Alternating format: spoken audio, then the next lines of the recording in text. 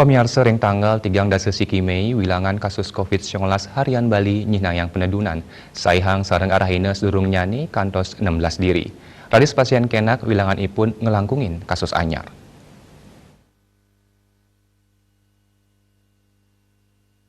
Anut saking data Satgas Penanganan COVID-19 Bali, pawahan kasus wenten kutus diri, dadosnya nih wilangan kumulatif kasus COVID-19 Bali langkungan 1 seketalian diri.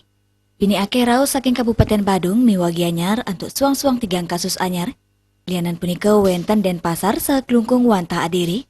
Lalima kabupaten sanenenten nguningayang pawahan kasus inggih punika Jembrana, Tabanan, Bangli, Karangasem miwah Buleleng. Pasien kenak mawawah 11 diri, pini ake rau saking Badung antuk sia diri. Raris gianyar miwah Denpasar suang-suang wanta adiri. Wenten 6 kabupaten sanenenten nguningayang pawahan pasien kenak inggih punika Tabanan, Jembrana, Bangli, Klungkung, Karangasem, miwah Buleleng. Selanturnya nih wilangan kasus aktif wenten 144 diri. Dia Dewi Bali Pos nguningayang